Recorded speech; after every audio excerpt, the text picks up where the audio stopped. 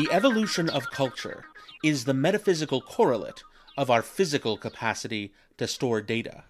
The more data we can store, the more culture we can create. In the beginning of life, data could only be stored in our genes. Life was a line of code following simple commands. The full extent of all knowledge was the need to hunt, to eat, to kill, and then to reproduce. But following a call that has no physical correlates, life's capacity to store data increased. Within a few million years, epigenetic manifestations allowed for the emergence of unique personalities, a miracle never before seen in all creation. Two genetically identical individuals could process the same stimuli in radically different ways. The expansion of data had led to the creation of individuality. The development of language was another exponential leap in this process. Tribal seers could memorize great stories and epics, allowing whole cultures to individuate themselves from one another.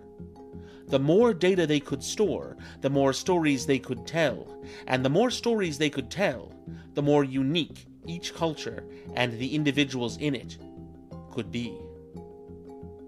The development of written language was a similar leap. First recorded on cave walls, then stone tablets, then animal skins, and then paper. Each took us further forward, until the time came when mankind began building new devices capable of storing data in smaller and smaller physical form, and then in energy itself, until the universe became the library on which its own history was being written. But past a certain point, scholars suggest the late 1700s, the process of individuation through increased data storage began to reverse itself. By the 1860s, increases in data storage correlated with a reduction in human individuality, even in an individual's ability to be human. We were moving backwards. Humanity discovered that as our capacity to store data expands, the data that is stored becomes abstracted. As millions and millions more pieces of information are stored in smaller and smaller units, they become indistinguishable from each other for anything but computational purposes. Our pieces and parts can be added and subtracted, but we ourselves cannot be recognized. In the Industrial Revolution, many people became more like parts in a machine. Now, in the Information Revolution, an algorithm may be able to sort the buying patterns of a billion shoppers, but it cannot recognize any of them as unique individuals.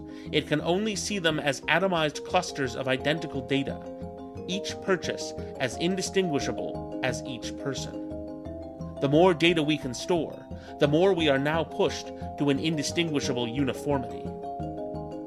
In the 21st century, we are rapidly reaching the point where individual people no longer exist to the automated systems that run our lives, not because they are tyrannical, but because they literally cannot see us.